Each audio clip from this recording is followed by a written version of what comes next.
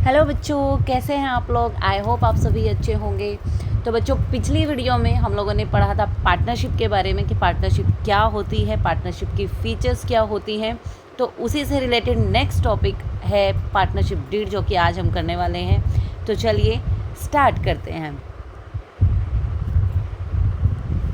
Partnership deed also known as a partnership agreement और articles of partnership.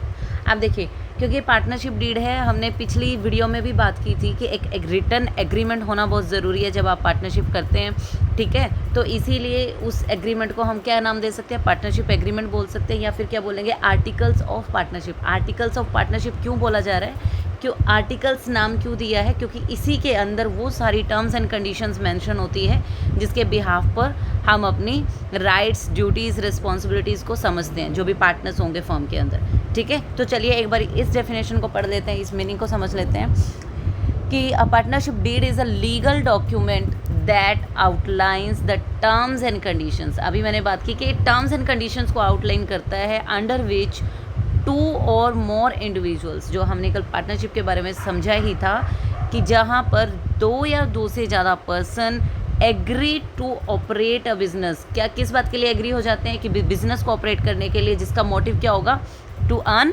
Profit, यानी profit motive वाले business को operate करने के लिए जहाँ पे दो या दो से ज़्यादा इंडिविजुअल्स जब एग्री हो जाते हैं तो उनके पास क्या होना ज़रूरी है, एक लीगल रिटन डॉक्यूमेंट होना ज़रूरी है, जो कि क्या आउटलाइन करेगा, टर्म्स एंड कंडीशन। और उस डॉक्यूमेंट को हम क्या नाम देंगे, पार्टनरशिप डीड। उसे क्या कहा जाएगा, पार्टनरशिप डीड कहा जाएगा, या फिर हम कह सकते हैं आर्टिकल्स ऑफ पार्टनरशिप।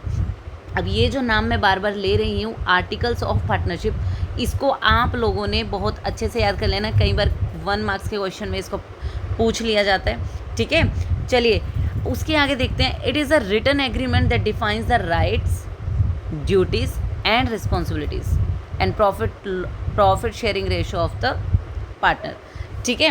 अब क्या है ये ऐसा रिटन एग्रीमेंट, क्योंकि यहाँ पर बार बार ये बताया जा रहा है कि एक तो लीगल डॉक्यूमेंट है, ये एक रिटन एग्रीमेंट है। वाई इट इज़ सो, क्योंकि अगर कोई भी ओरल डॉक्यूमेंट होगा तो उसकी वैल्यू ही नहीं रहेगी, मतलब उसके भी यहाँ पे कल को आपका कोई भी कन्फ्लिक्ट होता है आपके पार्टनर के साथ, ठीक है, तो आप उसको कोर्ट में नहीं ले जा सकते, ठीक है। आप अपने राइट के लिए वहाँ पर फाइट नहीं कर सकते हैं, तो उसके लिए आपके पास एविडेंस का होना बहुत ज़रूरी है।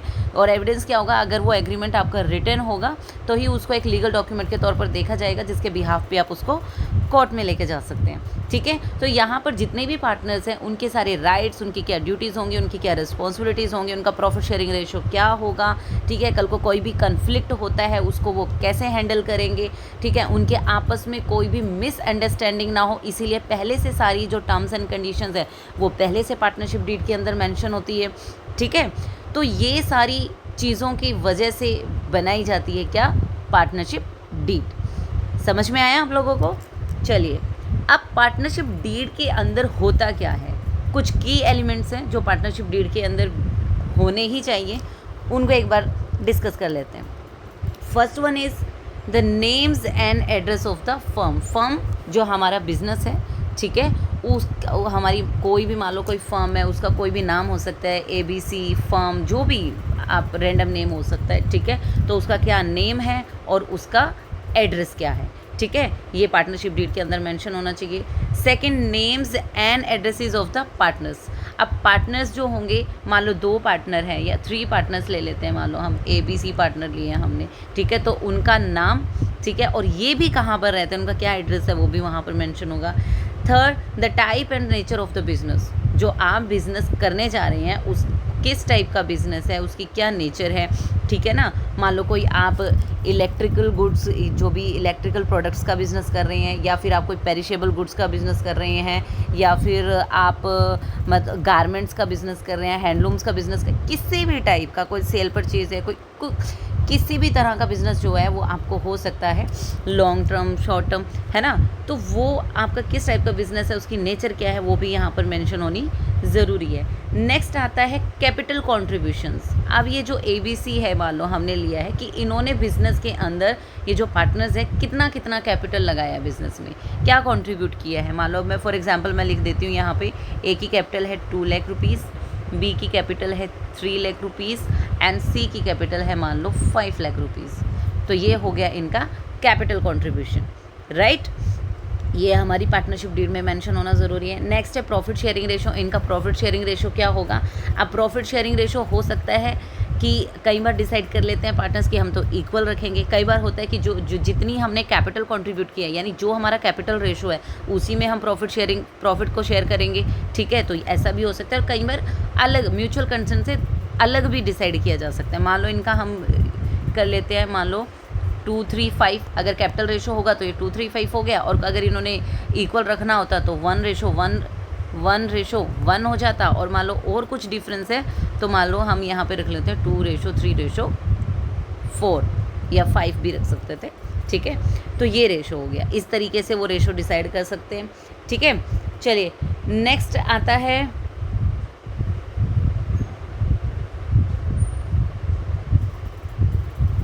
नेक्स्ट बात कर लेते हैं, प्रॉफिट शेयरिंग रेशो हो गया।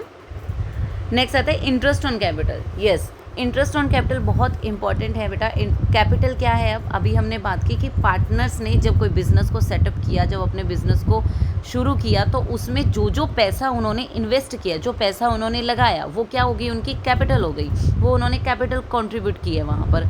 अब देखिए कि अब कोई भी बिज़नेस, अब हम बिज़नेस के तौर पर देखते हैं कि फर्म ने, अब बिज़नेस ने अपना काम शुरू किया, उसको पैसे की ज़रूरत थी तो उसने पैसा ले लिया, ठीक है। अब जैसे हमको पर्सनली जब पैसे की ज़रूरत होती है, फाइनेंस की ज़रूरत है, मैंने कोई काम करना है तो मैंने लोन ले लिया, मान लो बैंक से लोन लिया 5 लाख रुपए का, तो बैंक से जो मैंने लोन लिया मैं उसके ऊपर क्या दूंगी?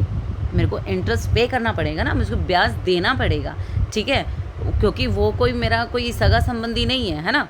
तो ऐसे ही फर्म भी क्या करती है, अगर पार्टनर्स ने अपना कैपिटल जो कंट्रीब्यूट किया है बिज़नेस के लिए, तो उसको उनकी कैपिटल के ऊपर वो क्या देगी? ब्याज देती है, इंटरेस्ट देती है, ठीक है। मतलब एक तरह से आउटसाइडर की तरह ही ट्रीट करेगी और उसके ऊपर क्या देगी?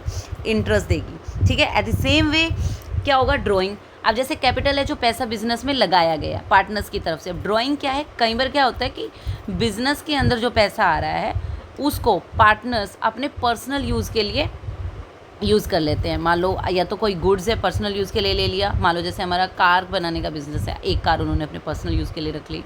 मान लो हमारा प्रॉपर्टी का बिज़नेस है तो वो एक, मान लो 200 जो फ्लैट्स हैं उन्होंने बनाए, उनमें से एक फ्लैट वो खुद के लिए यूज़ कर रहे हैं। ये क्या कर रहे हैं? वो ड्राइंग कर रहे हैं, ठीक है।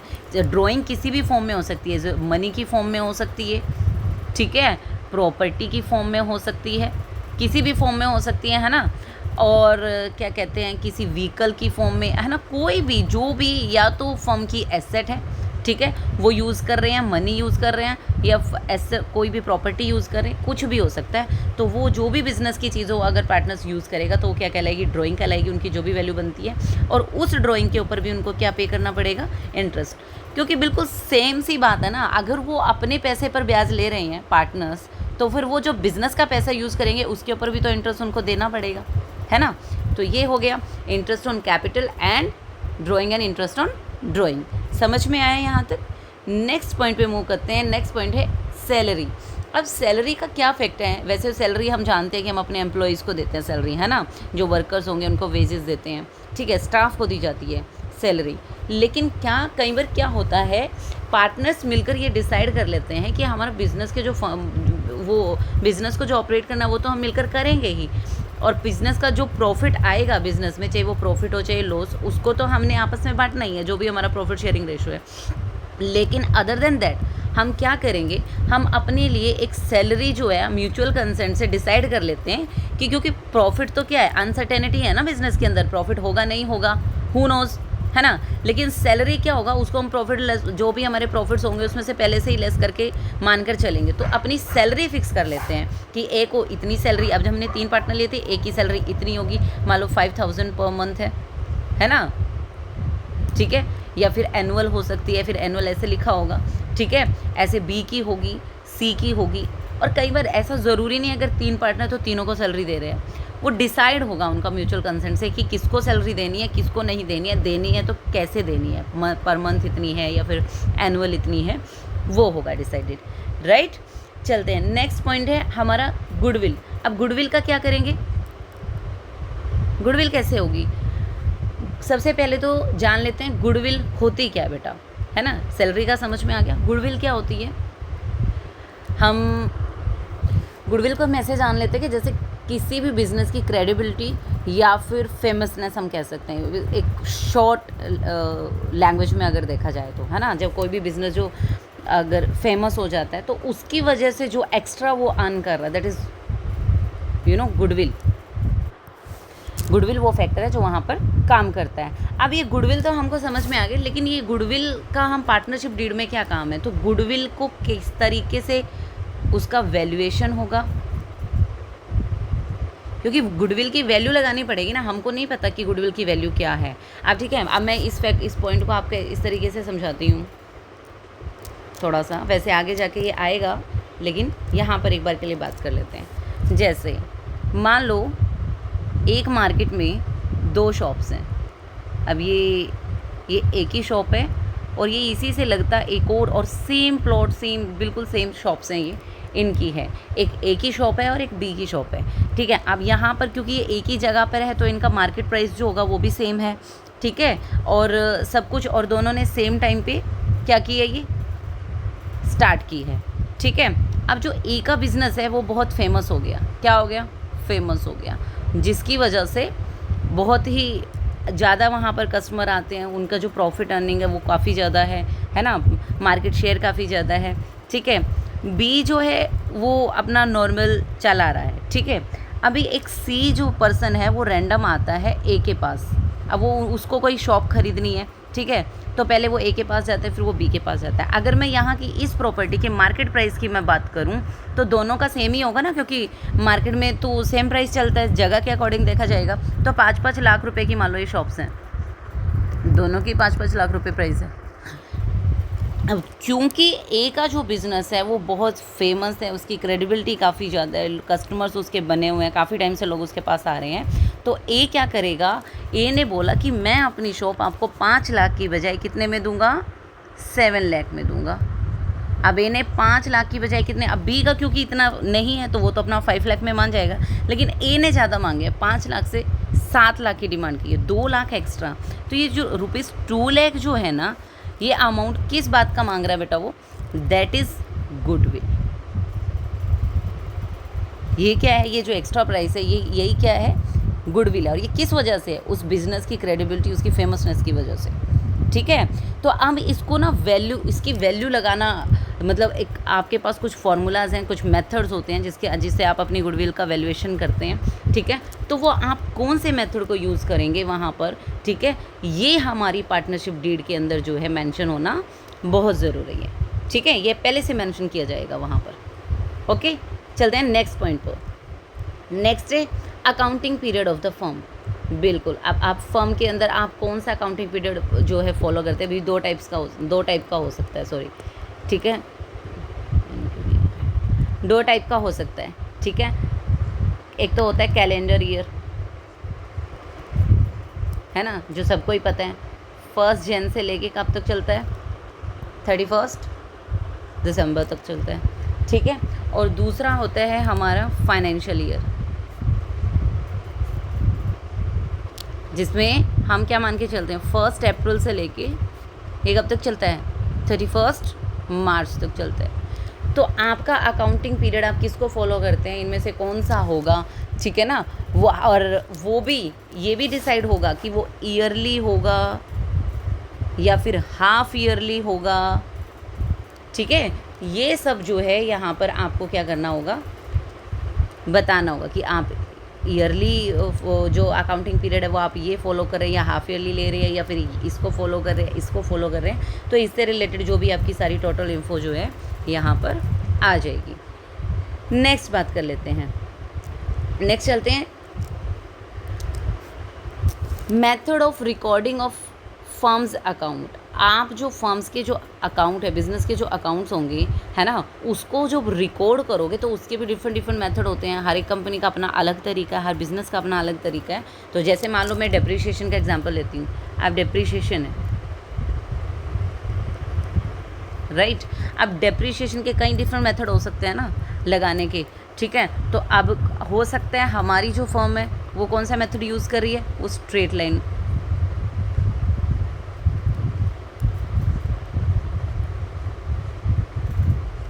और कोई दूसरी है कंपनी, वो कौन सा यूज़ कर रही है, मान लो वो रिटन डाउन वैल्यू मेथड,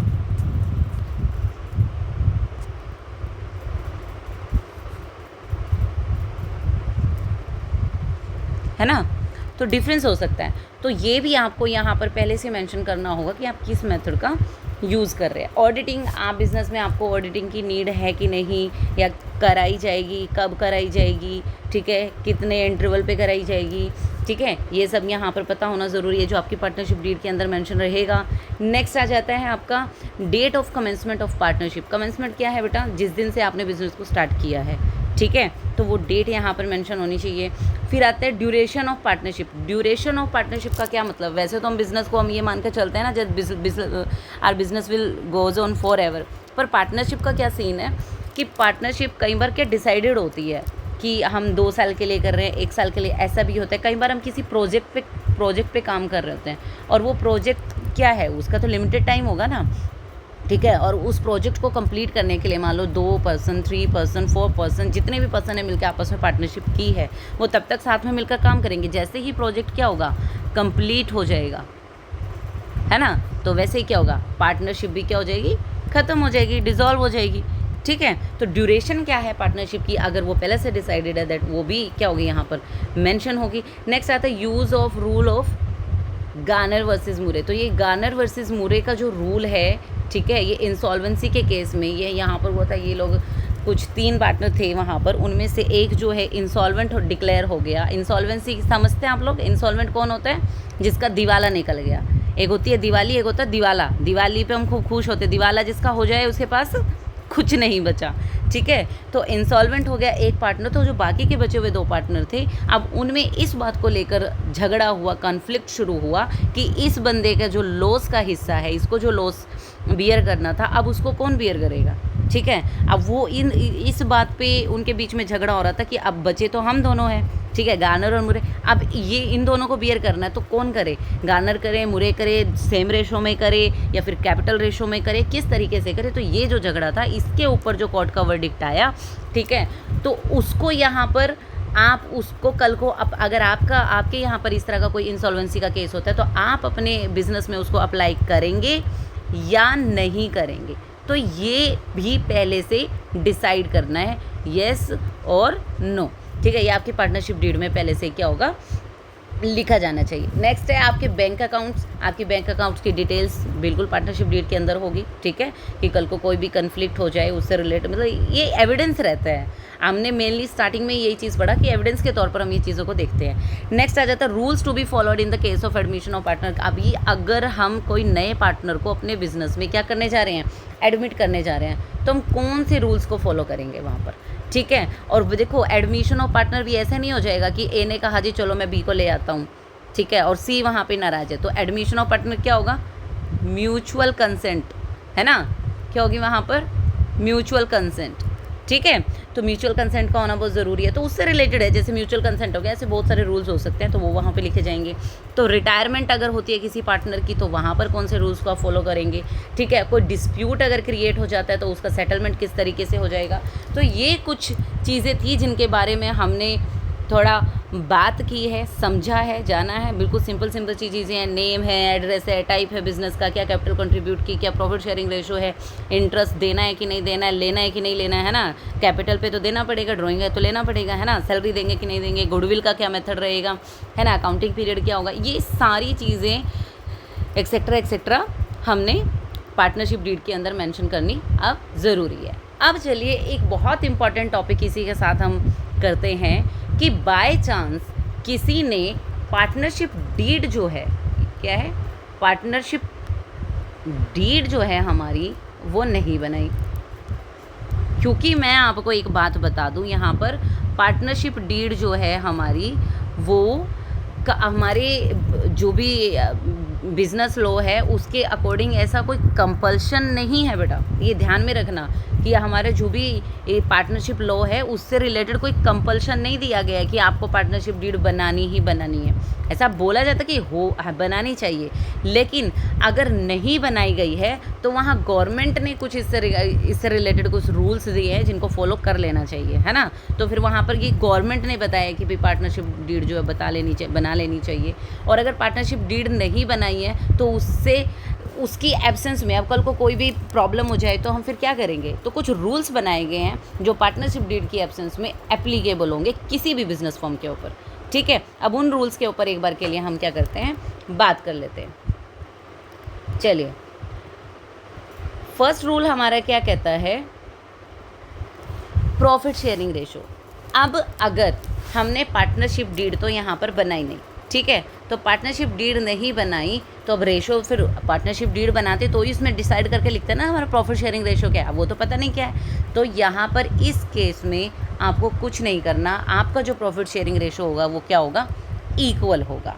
आप इक्वली क्या करेंगे, प्रॉफिट लॉसेज शेयर करेंगे। आपका चाहे कैपिटल का कॉन्ट्रीब्यूशन है बेटा, फिर वो कुछ भी हो, ठीक है, उसको यहाँ पर फिर नहीं देखा जाएगा। नेक्स्ट पॉइंट है इंटरेस्ट ऑन कैपिटल। आपको इंटरेस्ट ऑन कैपिटल दिया जाएगा या नहीं दिया जाएगा, तो इसका सीधा सा आंसर है बेटा no interest on capital will be given to the partners, ठीक है, कोई इंटरेस्ट ऑन कैपिटल नहीं दिया जाएगा। अब क्योंकि जब तुमको कैपिटल पे इंटरेस्ट नहीं दिया जा रहा तो तुमसे इंटरेस्ट ऑन ड्राइंग भी नहीं लेंगे फिर, तो नो इंटरेस्ट ऑन ड्राइंग। इसका भी सीधा सा आंसर क्या हो जाएगा, नो हो जाएगा कि इंटरेस्ट ऑन ड्राइंग भी क्या होगा, चार्ज नहीं किया जाएगा, ठीक है ना, कोई इंटरेस्ट ऑन ड्राइंग चार्ज नहीं होगा। ये मैं सीधे सीधे आंसर्स लिख रही हूँ कि ये टॉपिक है, ये जो कि ज़रूरी है, ये क्वेश्चन अराइज होते हैं किसी भी बिजनेस में, और पार्टनरशिप डीड आपके पास है नहीं तो आप उस सिचुएशन में क्या करेंगे, प्रॉफिट क्या करेंगे, बराबर बांट लेंगे। इंटरेस्ट ऑन कैपिटल नहीं देना है, इंटरेस्ट ऑन ड्राइंग नहीं देना है, ठीक है। सैलरी भी नहीं दी जाएगी, क्योंकि ये क्या है, ये म्यूचुअल कंसेंट वाली चीज़ें हैं, ये डिसाइड होती है, फिर डिसाइड होकर इनको फिर पार्टनरशिप डीड में लिखा जाता। डिसाइड हमारे भाई साहब ने की नहीं, जो भी पार्टनर्स थे उन्होंने पार्टनरशिप डीड बनाई नहीं, तो सैलरी भी नहीं दी जाएगी, नो सैलरी। यहाँ पर भी क्या लिखेंगे हम, no salary will be given, ठीक है। नेक्स्ट है इंटरेस्ट ऑन लोन। यस, अब ये पॉइंट बहुत इंपॉर्टेंट है और समझने वाला है। इंटरेस्ट ऑन लोन किसका है, मैं बता दूँ आपको, बाय पार्टनर। अब ये पार्टनर ने दिया गया टू द फर्म, पार्टनर ने लोन दिया है टू द फर्म को, ठीक है ना।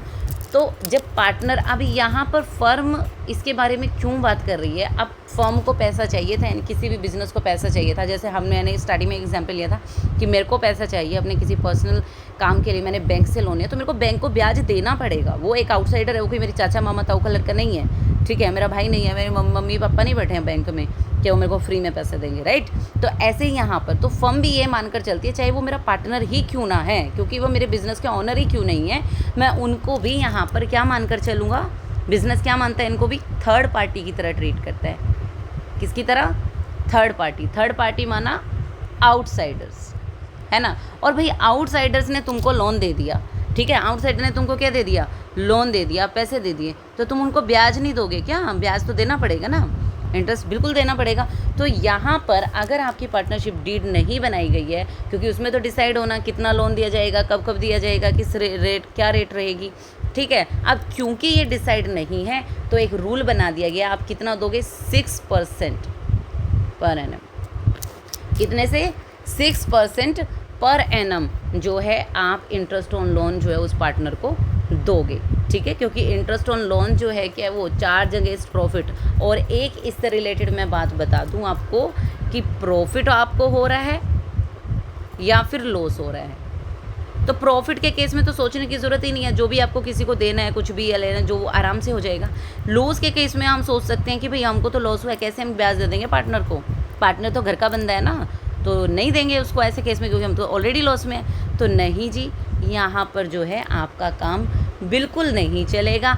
आपको लॉस के केस में भी इंटरेस्ट ऑन लोन जो है वो देना पड़ेगा, ये ज़रूरी है, ये आपको करना ही पड़ेगा, ठीक है। आया समझ में।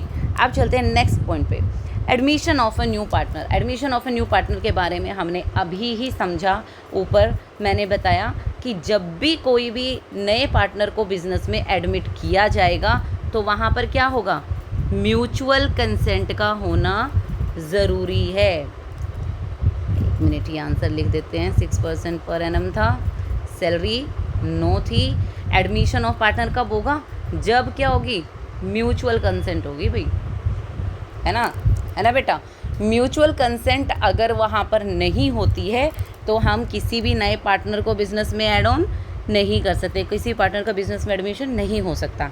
अच्छा, उसके अलावा एक रूल हैं। Each partner can participate in the conduct of the business. Conduct of the business क्या? बिजनेस को मैनेज करने में, बिजनेस को ऑपरेट करने में।